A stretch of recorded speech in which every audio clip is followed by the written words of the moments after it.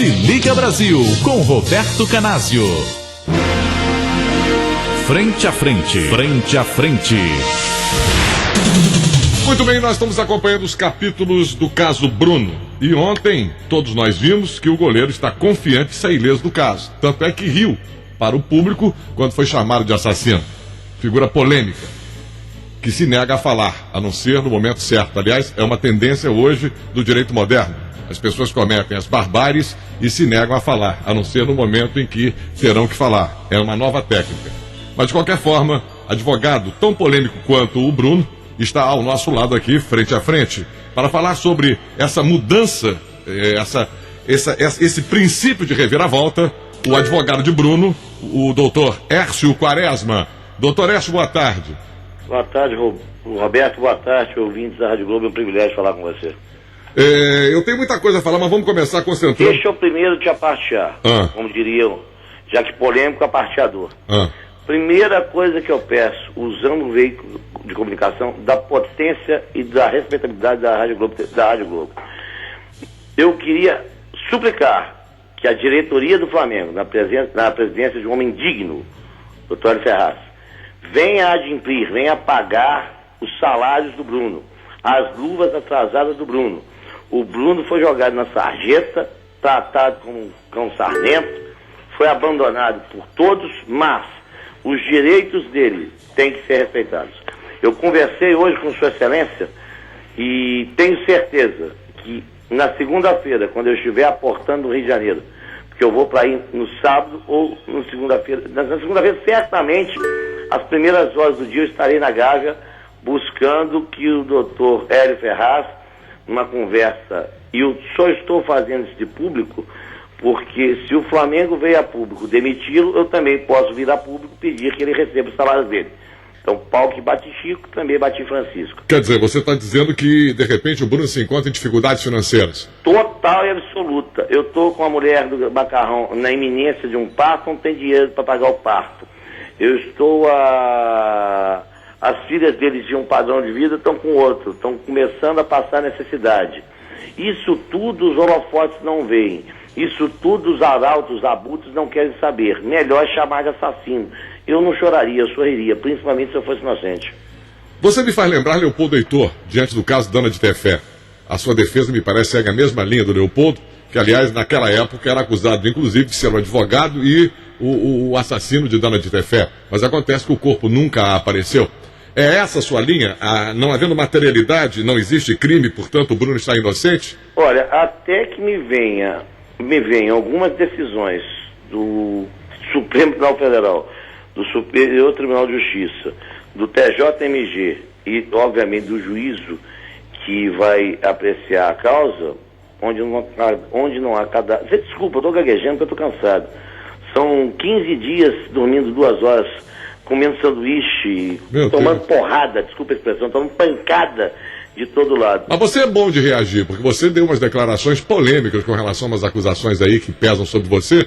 Você não demonstrou absolutamente fraqueza. Você bateu e eu não vou repetir o que falei. Primeiro, não são acusações, é um boletim de ocorrência de 1 ano atrás. E o divertido é o seguinte, não é a Polícia Civil de Minas, não. Eu vou começar a trocar aqui, porque eu fui injusto. Eu sou humano e o ser humano erra, falha.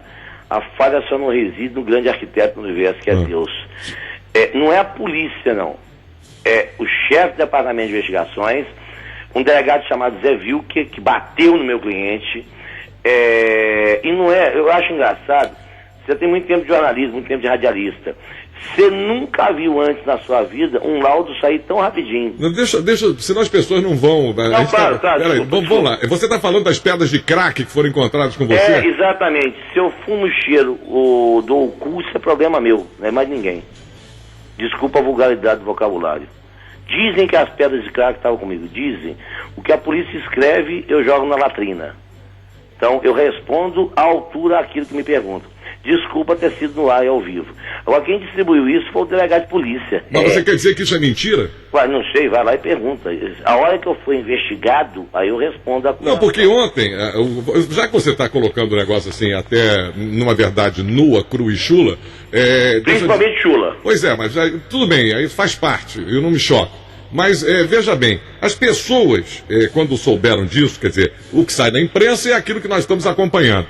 E aí nós sentimos também a sua reação, quer dizer, eu sou o dono da minha vida, faço o que bem entendo. Mas você não acha que, como advogado, você tem princípios e comportamentos éticos que devem ser monitorados pela OAB?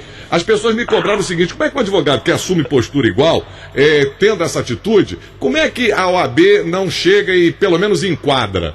Se eu for, primeiro que ela não tem direito de me enquadrar, tá? Ela tem direito e obrigação de velar pela minha vida profissional. Se porventura eu fosse um alcoólatra, se eu fosse um transexual, se eu fosse, que mais? Vamos escolher alguém que é sociedade. Se eu fosse negro, e são racistas uns e outros, tanto é que você fala a coisa tá preta. Isso é uma indicação de racismo no mundo, né? A coisa tá preta, por que não fala que a coisa tá branca, tá roxa? Não, presta atenção. Se eu dissesse que a coisa tá negra, porque preto é cor, negro é raça. Então se a coisa tá preta, é porque ela tá preta, cor preta. Não tem nada com racismo. Mas quando você quer ser racista... Ah, sim, tudo bem. Você fala preto imundo. Então, mas focando ali, por quê? Então as pessoas... Você me diz que a OAB não teria, em função das notícias, em função de das suas declarações, que de repente são declarações fortes, você acha que a OAB não teria como chamar você assim, peraí, você tem comprometimentos éticos, sim, e você está, de repente, diante das suas declarações, deixando entrever o seguinte, que você como advogado, você atua na causa, agora você como pessoa, você pode fazer o que bem você entender, sem que haja aí, de repente, um cruzamento ético entre a pessoa e o profissional? A hora que eu falei, perguntar da minha vida pessoal, falou, foi o Quaresma pessoa, foi o Quaresma advogado. Mas isso não cruza com o advogado? Se você tem uma vida promíscua, pessoal, isso não pode respingar na sua vida profissional? Se eu fosse homossexual, e tem povo que não gosta, tem skinhead que não gosta de homossexual, eu tenho um advogado aqui no prédio que resolveu assumir que ele é mais mulher do que homem. Passou a vestir-se de mulher. O ABM não vai falar absolutamente nada. Eu vou te explicar um negócio. Se o foco é a minha pessoa, vamos levar a minha pessoa a tribunal. Lá eu me entendo. O caso é Elisa. Ao invés de procurar se viva ou morta está, querem escarafunchar a minha vida. Legal. Veja bem. Faz parte. Você não é ingênuo, Quaresma. Você sabe que a vida é essa. Se você tem... Por isso que eu... Você não é ingênuo. Você é brilhante, independente de ser controvertido. Não, você tem que entender o seguinte. A sua vida é a sua vida e se mistura com o seu lado profissional. Eu, como comunicador... Você entende assim, eu não entendo. Não, veja bem, o brilhante jogador Bruno, teve a sua vida profissional e pessoal totalmente misturada. Quer dizer, repercutiu na vida pessoal. Ou a vida pessoal repercutiu na profissional. Isso faz parte. Você não pode chegar assim, eu sou um promíscuo, um devasso como pessoa, isso, ponto. E agora eu vou ser como profissional, eu vou ser isso. Não pode. É você, a essência é a mesma. E aí é que tem que haver uma coerência. Você tá vendo? Eu estou falando isso porque o foco mesmo não é você. O foco, isso é um problema da OAB. Se a OAB não se manifestou até agora, é porque, evidentemente, ela viu que não tem sentido tomar qualquer atitude contra você. Então, eu acho que a gente está... Mas como você tocou no assunto, e esse assunto também eu iria tocar de qualquer maneira... O assunto foi tocado por você.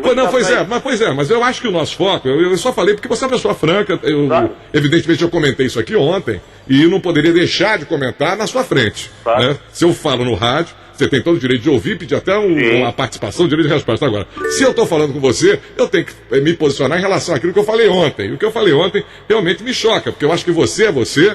Agora, profissionalmente, você não pode chegar e botar uma divisória, não. O Quaresma vem até aqui e o doutor Quaresma começa daqui adiante. Eu acho que o Quaresma é uma pessoa só, como cidadão e como profissional. Mas isso aí seria uma discussão imensa. Mas vamos voltar para o caso Bruno. Só um pedacinho. Diga. Ronaldo Fenômeno dizem que foi encontrado com 3 travecos, ou foi surpreendido com 3 travecos. Ronaldo Fenômeno, jogador. Não, Ronaldo Fenômeno, Ronaldo Nazário. Ele rende ao Corinthians 48 milhões de reais. Não sei se por mês ou por ano. Ele paga a folha, vem adimplir a folha de pagamento inteira do Corinthians. Se ele fuma, cheiro, tem relação sexual pela via anal, isso é problema dele. Do mesmo jeito falo eu. Não, veja bem, desde que isso... É a mesma... Você está jogando bola... Não, veja bem, mas... eu vou te explicar uma coisa para encerrar essa parte. Vamos lá. O meu limite de tolerância é um tanto quanto... O meu pavio é um tanto quanto curto. Como nós estamos no rádio, pessoalmente eu converso de um jeito.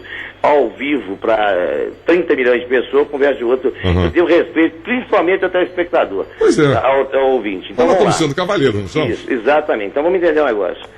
A minha vida pessoal eu discuto com a minha mulher e com meu filho. Não é dar satisfação e dar conta de ninguém. Então vamos pro caso Bruno. Vamos.